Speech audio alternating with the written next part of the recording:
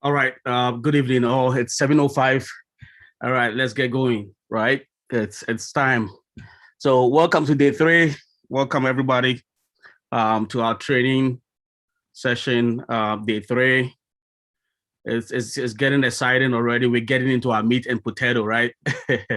We get into our, the real thing. Okay. All right. So Monday we started off with our product owner, IT business analyst, project manager, and then product manager training. Today is day three. Let me see if I can get to where we stopped yesterday, and then we will take off from there. I think yesterday we talked about the steps involved in business analysis process, right? Yeah. I'm about 100% sure this is where we got up to. Yeah. So yesterday we got up to the solution evolution and validation, a very important step or a very important phase in our business analysis, right? In our quest to uh, build great, solid, um, platform for our organization, we need to be able to go through the solution evolution and validation process. Today, we're going to continue. So we have the common business analysis techniques, right? As we want to build, there are still foundational stuff, right? Fundamental stuff that we need to know. We need to do techniques that we got to adhere to. We need to, keep this type of techniques up in our sleeves and then put them up, when it's needed. A couple of techniques are needed, right? And you guys got to know. I got to let you guys know. So I got 1, 2, 3, 4, 5, 6, 7 techniques that are out here. So let's talk about these techniques as we move forward. So we have the MOS. So MOS is just an acronym, right?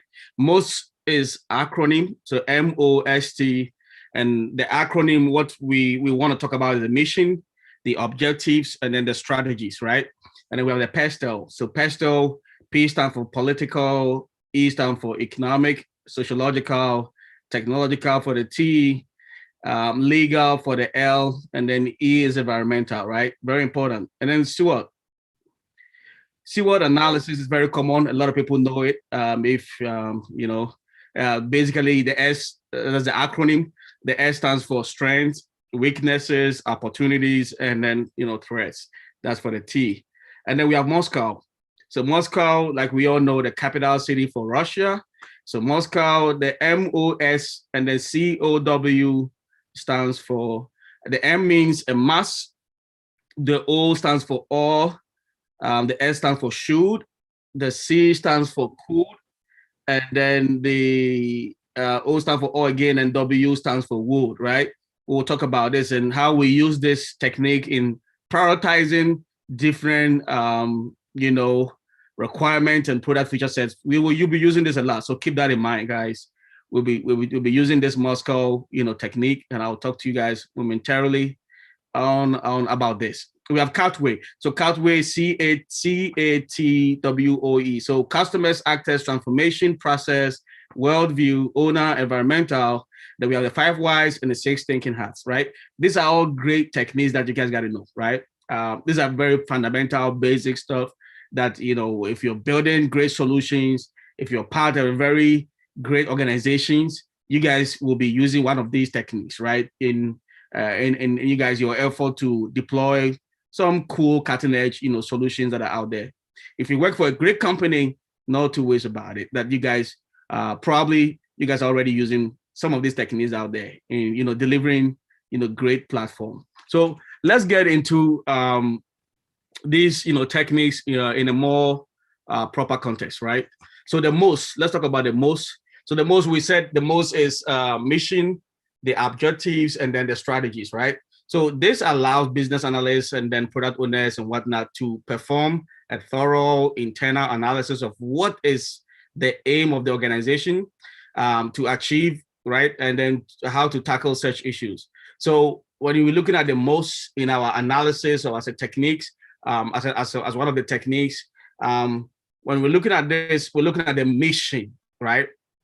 The mission of the organization, the objectives of the organization. What is our short term, our medium term, and our long term strategies, right? Every organization, they have something that they stand by, right? They stand for, or people know them for. They have some core values, right? It's very important that you, even though as you want to help the organization build great solutions, anytime you come up with all those great ideas and great processes, you need to be able to reroute those thinking and tie them into the overall vision of the organization, right? We don't want to be doing something that is outside, or it is a total departure from the vision of the organization. So very important that as we want to build great platforms, great solutions, it is fundamental, very important that we tie the kind of ideas, the kind of processes, workflows, whatever that we want to build. We need to be able to route them into the vision of the organization. The organization cannot be will not stand for something, and then you want to do something that is totally outside of what they stand for, right? Most organizations, I will not even say some, most organizations, or maybe all organizations, they have this kind of vision, they have this kind of mission, they stand by it, and they want to make sure that whatever that they do, it is routed in the vision or the mission core values of these organizations, right?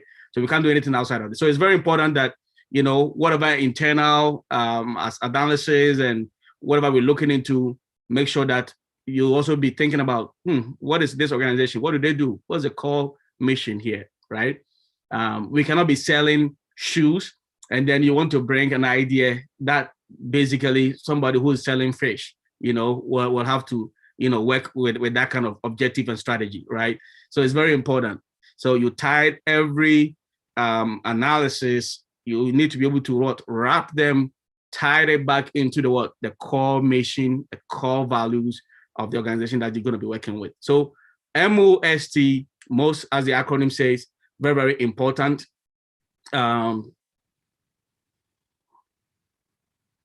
Yeah, okay. I think someone's having an issue with a computer. Yeah, you would have to, check your own device and, do whatever you got to do so that, I'm audible. I think I'm audible to most people. Let me see a yes in the chat box so that I know I'm not just talking to myself. You guys can hear me. Am I audible enough? Yeah, let me see a yes if I'm audible. Okay, all right, good. So I think I'm audible to most of the guys here. All right, so check your computer. All right, so this is the MOST. All right, now let's go to the next one. The next one is pastel, right? So we want to build great solutions as well, but we cannot do or we cannot build the solutions in isolation and just ignore policies, political policies, the laws of the land, economic factors, sociological, technological, legal, and environmental. This is very core. This is very, very important. So PESTEL, as the acronym, PESTLE. So you got to be able to look at the political landscape, the laws, all the things that we need to know, right? Economics, we got to be able to know there are factors, there are seasons, sociological, we need to do that. Technological, we need to do that. I remember, let me give you guys an example. I worked for CDC. I was consulting for CDC somewhere around 2016. Yeah, somewhere around that time, Center for Disease Control. Because for CDC and most of the platform that we're building, we needed to make sure that I forgot what was the law that they call. They call something, is it 5C or something? I forgot what law. But essentially, we got to be able to build platforms so that every citizen of United States, basically, whether you are you are visually impaired or you have a hearing difficulty or whatever, they will all be able to access the platform. So there are standards that whilst we are building, we needed to make sure that our code platforms, we integrate all those type of things to conform, right? We need to be compliant to the laws. So especially if it's a public sector, like I was consulting for CDC, Center for Disease Control, and they are responsible for all diseases and preventions across continental US. So paramount is very chief. It's something that they really adhere to it, that whatever that we want to build, we need to be able to be compliant with, I think they say 501, so say something, a code, they have a code for it, but essentially so that people of all classes, all categories, all, whether you can see or you cannot see, whether you have a hearing difficulty, you need hearing aids, whoever that might be, we need to have access to something that is developed for the citizens across the country. Everybody got to be able to access it, whether they are blind or not, right? So I think it's something that's very cool, right? We don't want to be building something and then sort of, neglect, people with special needs and whatnot. So, as we build platforms as well, especially in the public sector, if you're going to be consulting for public sector and even private sector as well, because if you're building something, you do not want to shoot yourself in the foot, right? You do not want to deny your own self of revenue or sales because the people that this person is blind. And so, or this person have a hearing difficulty. You want to be able to build solutions so that, sociologically, people that are challenged, the different social, stratifications, and whether they have low income, mid-level, or at the high end, people who are rich, you got to be able to build solutions that will take care of all income classes, basically, right? So this is also very, very, very core, very, very important. So Pestle, guys, I cannot say enough.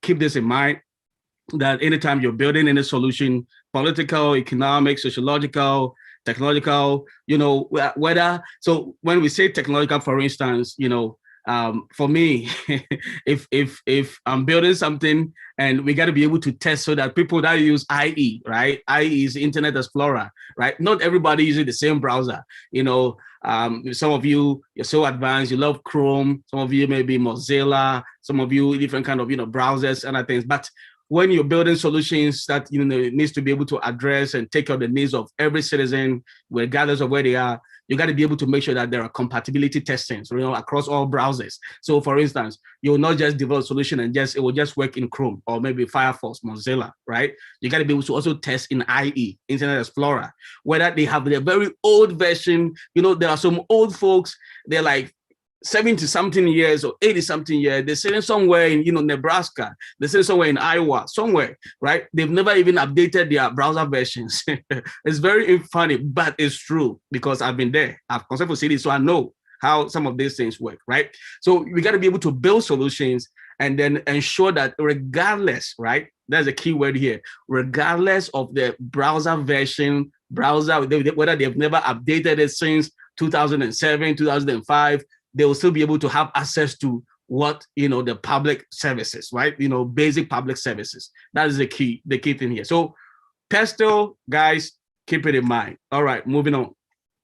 See what? So this is very common. This is very common around, marketing folks and, sales folks and, around the business administration folks, strength, weakness, opportunities, and threats. So this is very core.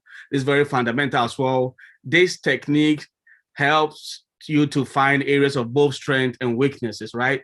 It is also allows you for proper allocation of resources. So very key, very fundamental again, right? So you're building a solution, you're not just going to walk in blindly. You're not just going to develop solution and just ship it out and just say, hey, I'm done. You got to be able to know who you're competing with, right?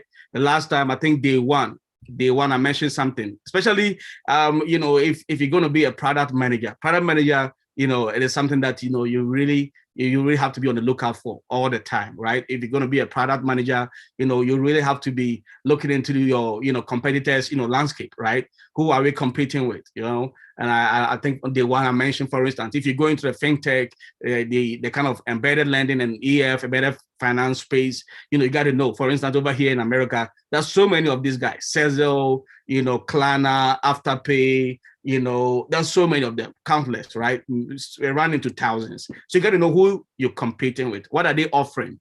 What kind of product verticals are there?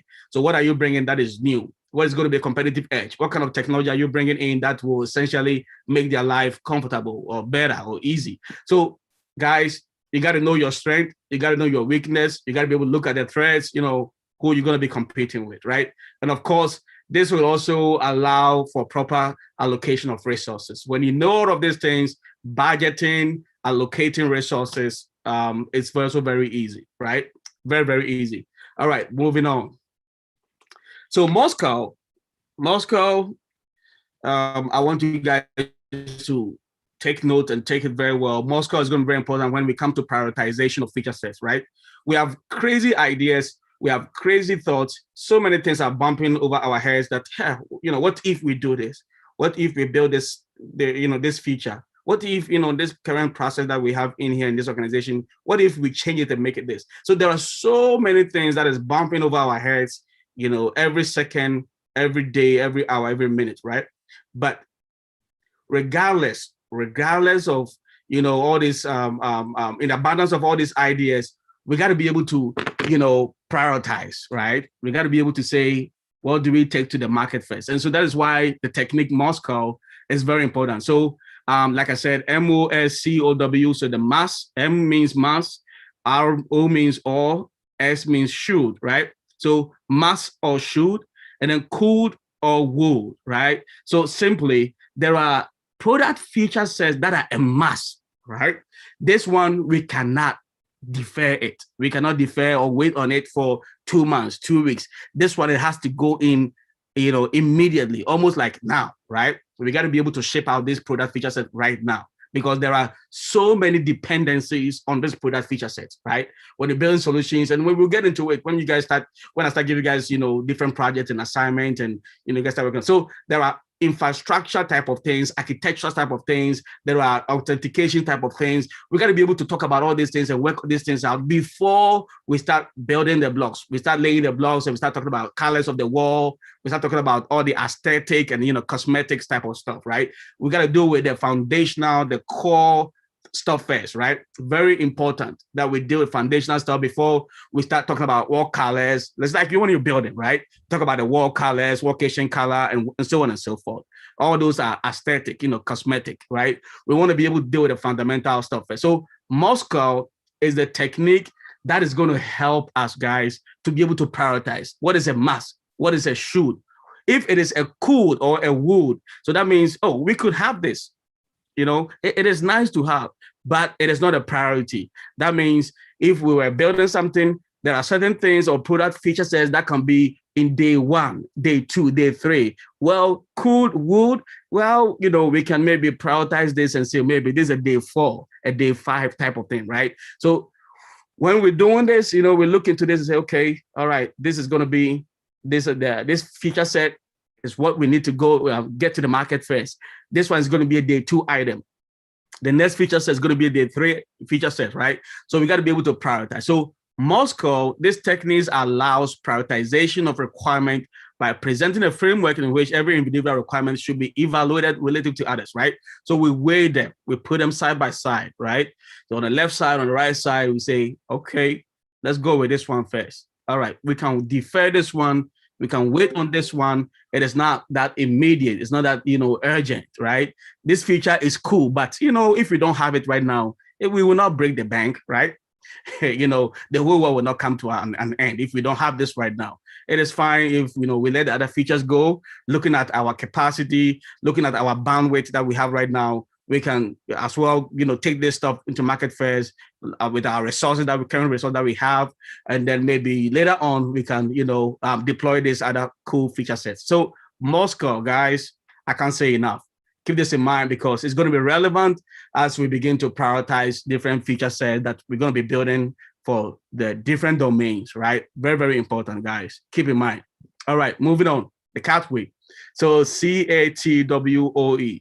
So as we're building solutions, we're building platforms, we're building systems, what do we got to do? We got to look at our customers. Who are our customers? Mercedes-Benz, they know their customers. Hyundai, they know their customers. Kia, they know their customers. Nissan, they know their customers, right? Ferrari, they know their customers. Rolls-Royce, they know their customers. We got to know our customers, right? We're not building something for everyone. All right. We are not building solutions for everyone, right? It's not for every pocket. So we got to know who we're building this for. What kind of age class? How would they assess it? Will we be better off if this is like a mobile app? Well, are we going to be better off if it's like a website? We got to be able to know who we're building these product features for. And then all of these things will tie into the user journey that we will build for this platform, right? When it comes to onboarding process, enrollment, registration. We got to be able to think along that line that not everybody is tech savvy. So who are going to be our customers? Are they, fairly, elderly people? Are they like, between 30 to 45 or to 50, or maybe from 25 to 35? We got to know our customers, right? Every organization, they have their core customers, right? Every organization, every product that is out there, there's a core customers for every product out there. So we got to know. So as you're building product, you're doing analysis, be thinking like that. Be able to put on your thinking cap and be able to start thinking, okay, who are our customers? And then actors, right? Who are the kind of people that are going to be interfacing with this platform, right? On this platform, there's going to be customers, there's going to be admins, there's going to be operations team, external customers. So many actors will be interfacing with this platform. So you got to know this is core. This is fundamental, guys. And like I said, I forgot to say in the beginning, if you have questions, write it down because I'm moving so fast. I'm not going to be looking at the chat box if you have any question, but the last 10 minutes, 8 minutes or something, or whatever that we land, 5 minutes or 10 minutes to the top of the hour, well, I'm going to give some space, where, you guys can ask questions that might be on your mind. So this is also very important as well. All right. So actors, you got to know who's going to interface with your platform. We got to know this, guys. We got to know who are going to be interfacing with the platforms. Transformation process, is there an already existing platform? Are we transforming something? Are we changing the outlook? Are we changing the workflows? Are we changing, certain processes that are in there on how previously they were accessing this online banking? Is it going to be different? How different is this change? Will bring, what's the burden, right? Americans, they love something. They say, burden. The burden for this process is going to be 5 minutes, extra 5 minutes, or maybe extra 2 minutes more. So what's the burden? What's the burden here, right? We got to be able to know. We got to know, the burden, the level of burden, whatever time that, they would have to spend on this to get this done. Worldview.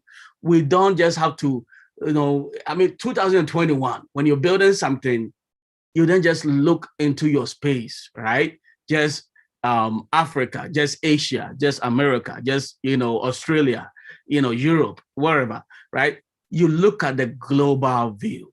You have to be able to look at the global view. That how does your product, how does it weigh? If you put some other product that are in Finland, that are in Norway, in the Scandinavian countries, right? You got to be able to, put them on a scale, and your product should be able to match up to whatever that is going on around the world. Very competitive, right? We are in a very competitive world. So global view is critical, is essential. And then the owner and the environmental. So this technique helps you to what? Recognize processes that may be affected by the action of business and the business undertakes, right? So very, very important. Very, very important. You might do one thing and it might turn off all customers. you might just change one process in there, and I'm telling you, it's going to turn away everybody, right? Usually if you're getting traffic to your platform, you're getting sales revenue for certain processes or certain things are in there, and then you change one thing, and then people are like, nah, this is not what we were used to, right? And then that's it. You're going to start losing them, right? So it's very important. So customers, actors, transformation process, worldview, owner, and environmental. You got to be able to look at this, right? As you're doing this, you also got to be looking at environmental. It's very important. How does this impact or affect our environment as well? So when we're talking about this, I don't want you guys to be thinking about just application like software. We're building. You could be building hardwares, connectivities. I work with, Nissan. I'll tell you guys, we were building, connected vehicles and other things. So you were connecting hardwares, connecting different type of things. So it's not just, systems and, like application development and whatnot. But there's going to be a whole lot of things that you got to think about environment. How does this impact? Are we going green? Are we going to destroy something? Are we going to, cause more harm to the environment than it already is or something? We got to be able to think about that, right? So it's very important as we perform and execute business analysis and, think through different processes, and we want to make things better. It is imperative. It's very important that, we also take a look at some of these things that I've expressed out there. All right. And then we have the 5 ways, or the 5 whys. Yeah, my apologies. So the 5 whys.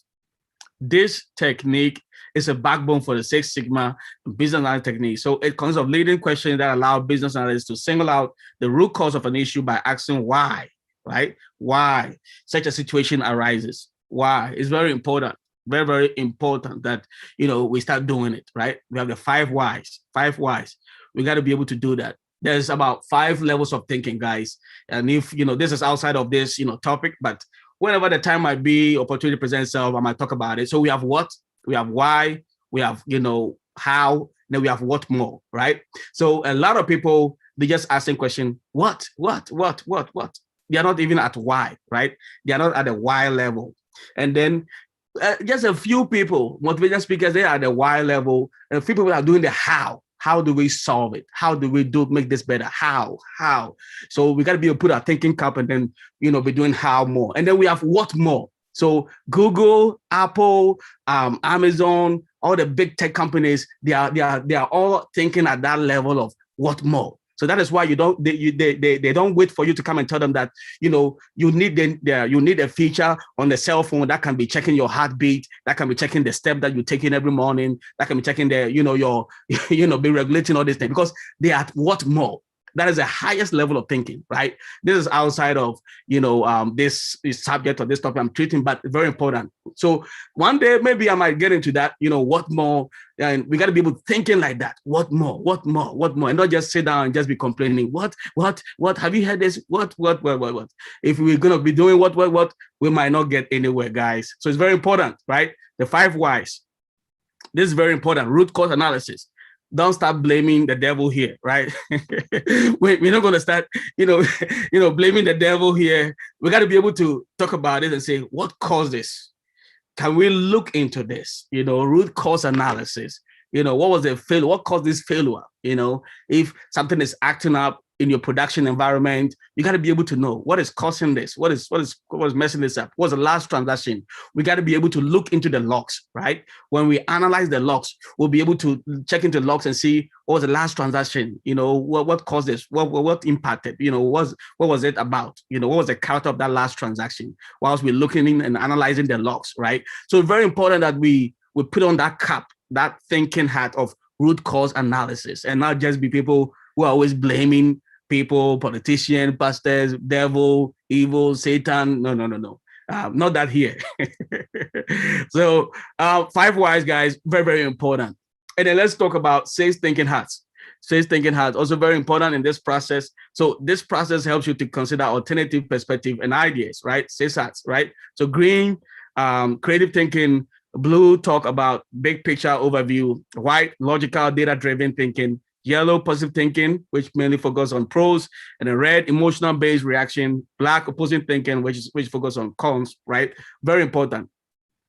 How many minutes do I still have? All right, we still have some 1 minute. All right, so let's move into requirement elicitation method. First day, I'll talk about some few things, right? I'll talk about some few things on how we will elicit requirement. We'll begin to interface and talk to stakeholders. I hope you guys remember. Let me see a yes if you guys remember, right? Let me see a yes.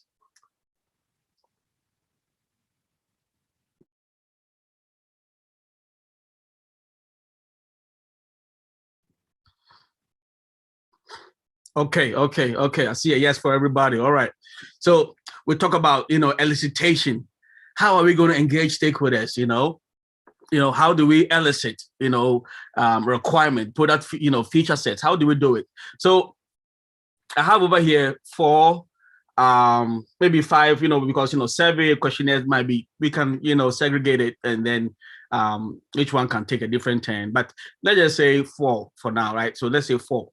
So interface analysis, requirement workshop, reverse engineering, surveys, and questionnaires. Guys, I know I'm moving fast. I know it's a lot of information. So, take notes. I'm going to keep reiterating this point that take note as much as possible. Go back to the videos. And, it's not every day that I'm going to be doing video, because I want you to take notes, right? There are days that I will now record it because I'm being intentional. I want you to be able to take note and say, oh, the video is going to be there. No, the video is not going to be there. So if you're just banking on just the video, this is just some helpful hint for you, right? So 4 elicitation methods: interface analysis, requirement workshop, reverse engineering, surveys, and questionnaire. So now that we know there's a stakeholder, there are people that we got to talk to. We need to talk to them because we are not building the solution for us, so we are building it for them. What do they want? So what are the ways, the methods that we can talk to them and then probably find out what they are thinking, right? What are you guys thinking? What do you guys want to build? So one of the ways that, and of course, I want you guys to also think about it, that it is not always that we are building something from the ground up, right? We are building something that has never existed, or, there is no like a previous version of this application out there, or system or something out there. There's already something working, but it might be an enhancement, right? We're adding new features to it. We are changing something, right? So the methods that are out there that we're going to be using as we engage stakeholders.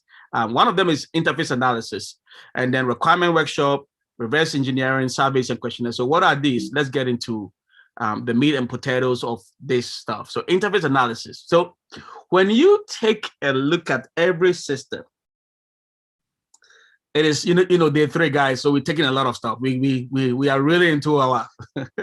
So when you take a look at every system, guys, an interface is a connection between 2 components, right? Every system, whether you're on the front end, who is coming in at this time? Okay, somebody's joining. All right, that's fine. So when you take a look at any system, we take a look at any system, there are different components to it, right? So I know you guys, everybody, each one of us here, we've all done some form registration or some form of enrollment online where we have to fill in our first name, last name, middle name, address, city, state, country, phone number, email, whatever. We've done that before, right? When you take a look at every system, that is the front end, right? On the front end, that is where we type in all of these things in, right? Our name and all those personal data. We're putting all those things in there. So that is the front end. But I don't want us to just look at the front end. Every system, there are multiple components. Sometimes the common ones, like, we have, 3 components, right? But, we can also narrow it down to maybe 2. So we can have the front end and then the back end. But usually for enterprise application, enterprise systems, we have the front end, we have the middleware, and then we have the back end, right? So now that, you're typing in all this data, first name, last name, address, street address, the city or the town, the country, the zip code or the postcode, depending on where you are in this part of the world, you type in your email, phone number. You got to be able to, let us start thinking about it, that where does this data go, right? Where is this data going to be stored, right?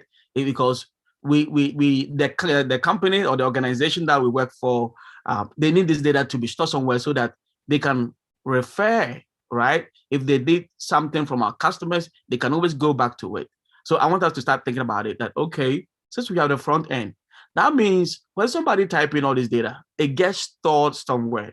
So that is the back end, right? There's going to be a database somewhere. There's going to be something at the back end that holds it, that keeps it, right?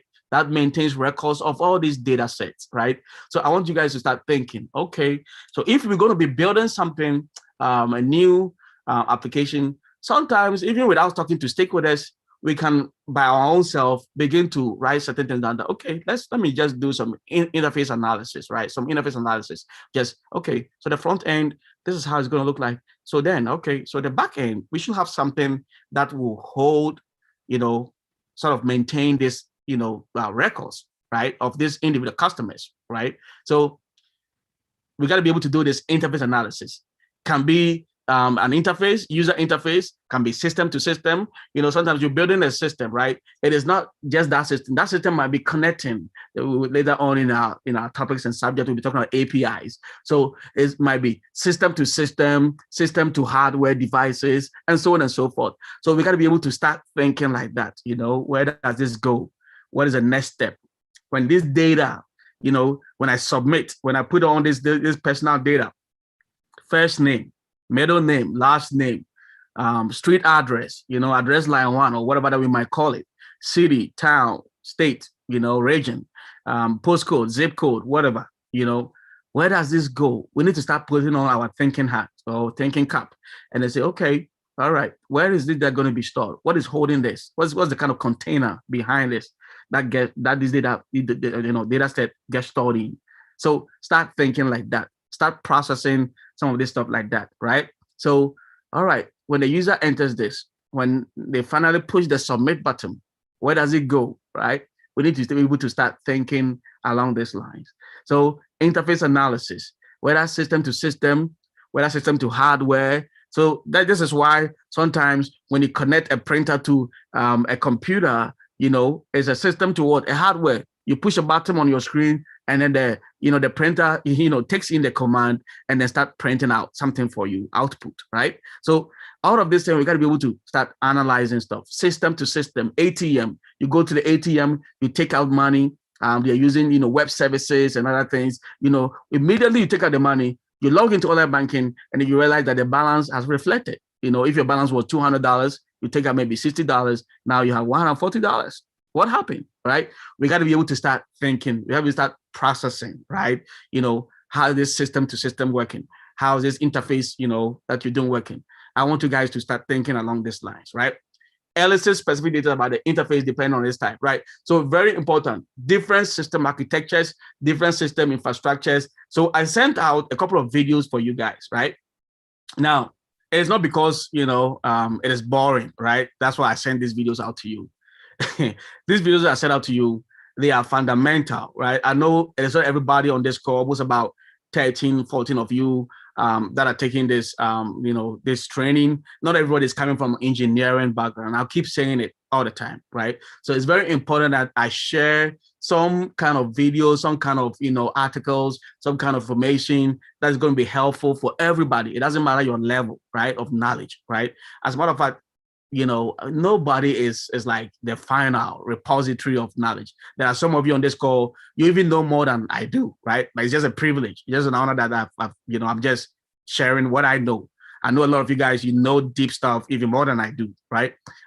You're still listening. So nobody is like, a repository of wisdom, repository of knowledge, right? So, I'll keep sharing some of these videos out there. Please take some time, watch this.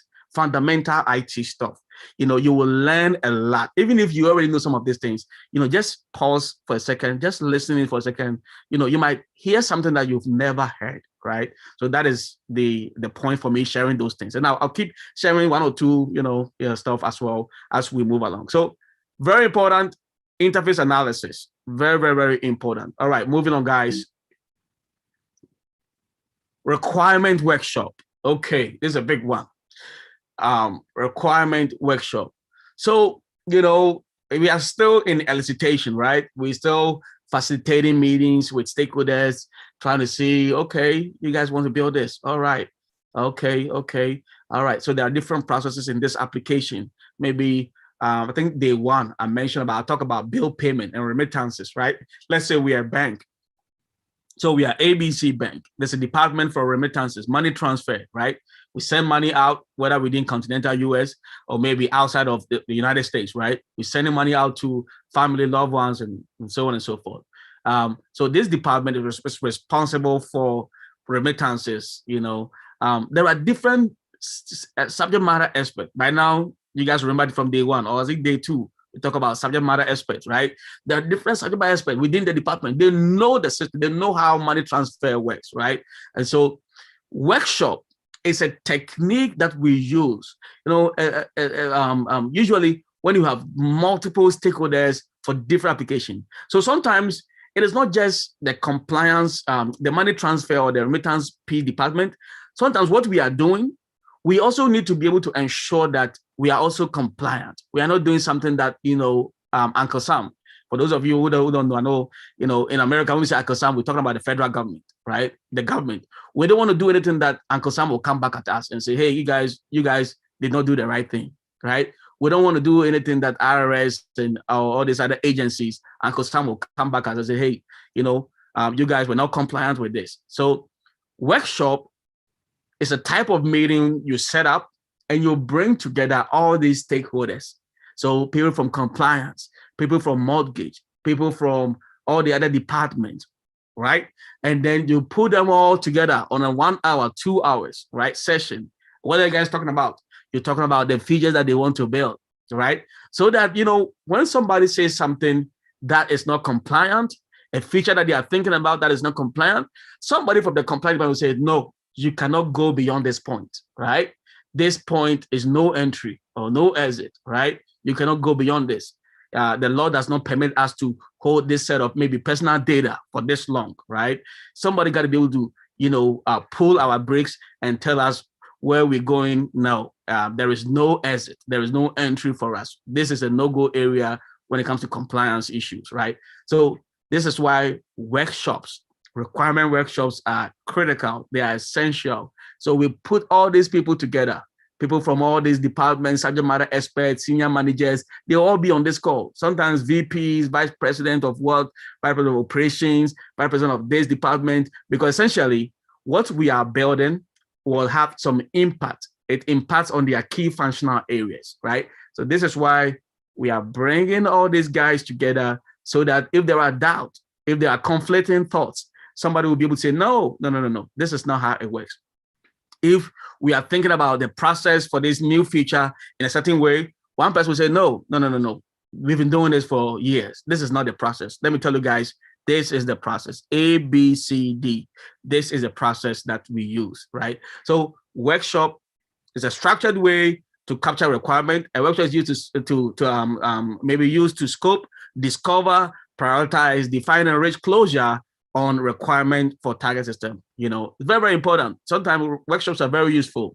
Sometimes, the reason why, workshop, I think is useful is when, you don't want to interview just one stakeholder and then go and interview another stakeholder tomorrow. And then they might say something that, the other stakeholder with another department might not be there in real time to maybe correct a certain process within the system and say, no, this is not how we process this type of application, right? So it is always good when you put them all together and then these guys are doing discovery of the requirement, the product feature set. So as you talk about it, somebody's going to say, no, this is not how it works. This is a better way that we should do this, right?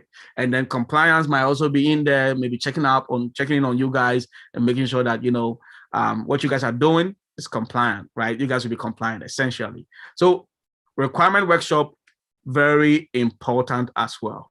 All right. Now let's talk about reverse engineering. So reverse engineering is also a big one as well. So reverse engineering is a process of analyzing the subject system product to identify and align business processes, data, and rules, right? Based on the identification, work, representation of the system, product may be created a higher level of abstraction. So whiteboard, blackboard. So essentially, reverse engineering is a process of what analyze the subject. So if we want to build something, right, for reverse engineering, we always take up, the already existing, the asset system. I hope you guys remember from yesterday, I talked about the assets or the current state system, right? So we take a look at the asset system and then we'll try to analyze it. Okay, what is the underlying business process over here? And then guys, I'm going to be saying something, business rules. What's the business rule here? There's so many business rules and business processes that are in there. Are we going to change this? When we change this business rule, how would that affect this process that's out there? For instance, I'm going to tell you guys maybe one business rule, maybe other sessions, all this business will start unpacking all these other business rules. But one business rule might be overdraft, right? So some customers at the bank, they might have an overdraft on their accounts.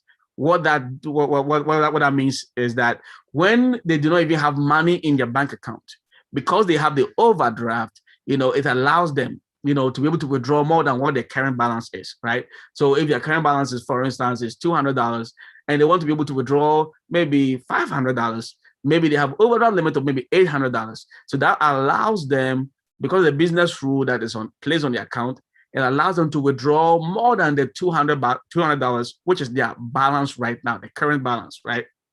So that's the business rule. So when we do reverse engineering, we're taking everything apart, right? We're taking all our processes, all business rules in our, system, in our application, our product. We're analyzing all of these things. That's why reverse engineering. We're going, we're taking it from the end, and then we're working our way to the front, right? So we're analyzing each set, each unit, each processes, business rules, and what have you, right? So that is what this is about.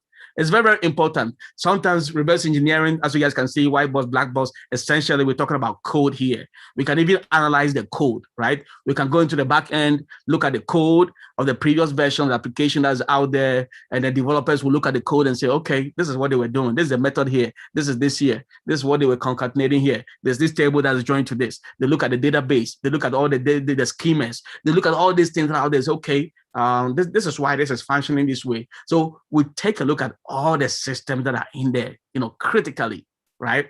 And they will say that, okay, so after doing this, we will now proceed from here. We will now build from here because we've analyzed the already existing system critically, we've looked at the code sometimes, white box, black box, and what have you. And when I say black box, white box, if you don't have a coding background, it's not a big problem. You're not going to be coding. There are developers on the team that are going to be doing that. It's not you, right? That's going to be doing that, right? So this is very important, guys. All right, let me end today's session with surveys and questionnaires, right?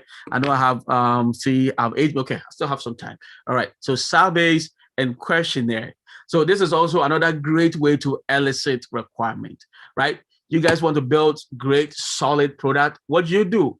You build some questionnaire out. You send it out to stakeholders. Everybody is going to say something. It's going to have something to say, right?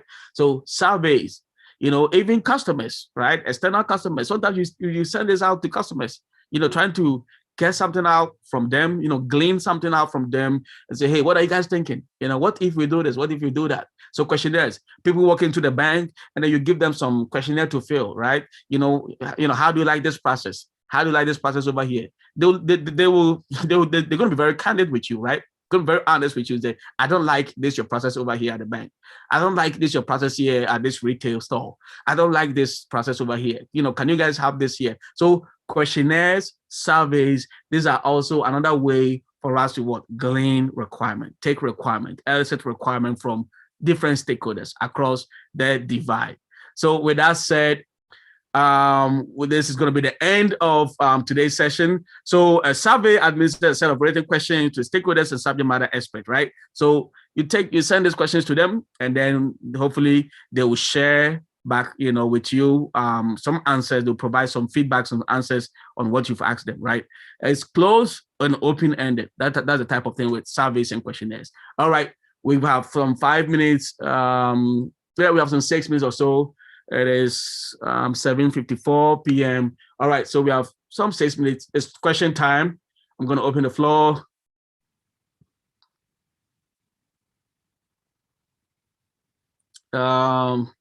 Yeah, so Chris said something. He said something directed to me. I'm humble by salvation. I just said, no one is a repository of knowledge. Yeah, Chris, yes.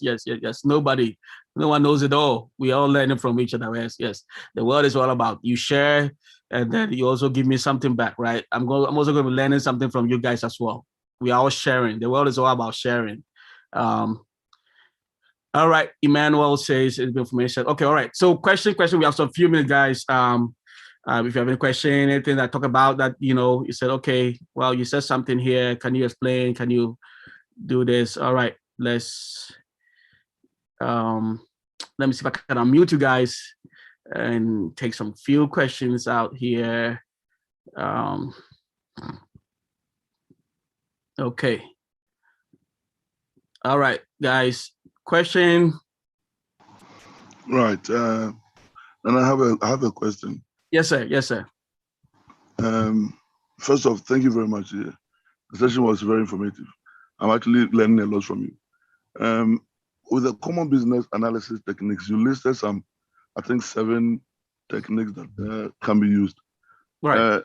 But looking at it, is it like a rule of thumb, something you should know, or is it a specific technique that you must apply? The 7 leaders you give us, is it like, are you supposed to use it one at a time, like you follow this one, then go to that one, and go to that one, or you can just choose at random any of them to use as a technique in the common business analysis? Right. So that's a great question. So I think in my last batch, before you guys, this new batch, my last batch, somebody asked me similar question. He said, "Are we going to be using all these techniques at work when we start, project?" Today he's working. I think I remember the Aben. Somebody asked me this question. If it's not Aben, somebody asked me. He asked me a similar question that are we going to be using all these common techniques? No. So all of these things that I'm saying or I'm giving out to you guys, they are all I just want to get you guys grounded, right? I just want to get you guys grounded, get you guys, your feet wet, your feet dirty, your hands dirty, your feet wet, trying to get you guys grounded and know that this is what the industry is going to expect of you guys, that you at least this, right? And so when you do a recitation, you will set up a meeting, you'll talk to this stakeholder, you will do this. So, there's not a fast rule about this, that, this is the techniques you're going to be using pestle. You're going to be using this. No. All of these things is just foundational stuff. Sort of, an entry. It's like a mind entry into this space, right? Proper. It's just something that is fundamental.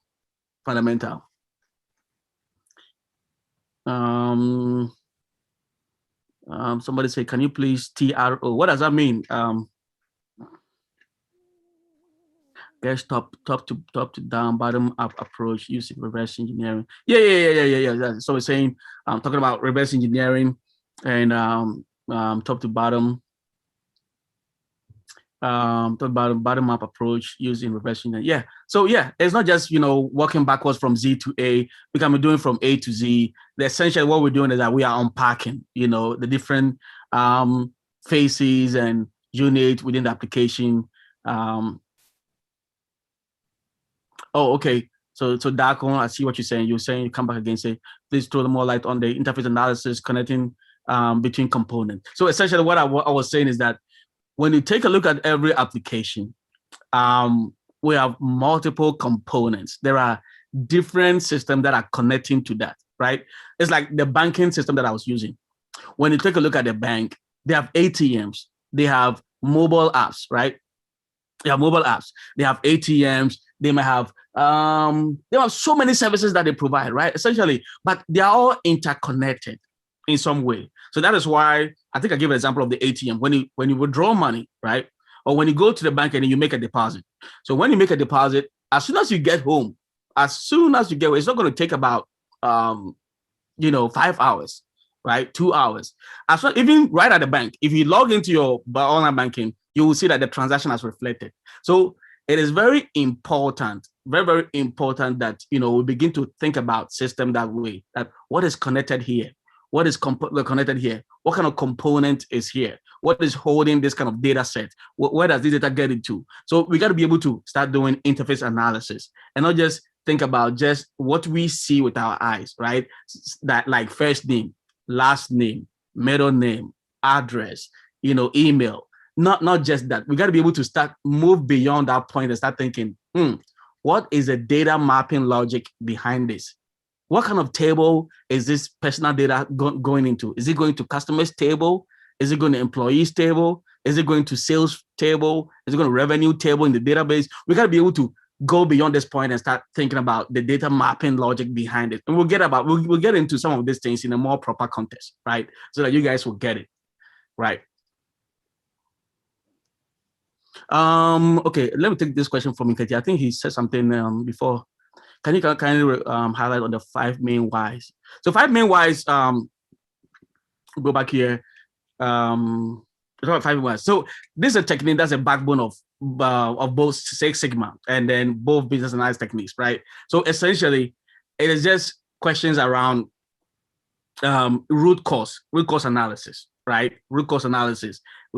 Sometimes we could have gotten ourselves into a bad situation of where it's almost like a showstopper, as we call it in our type of environment. We say there's a showstopper.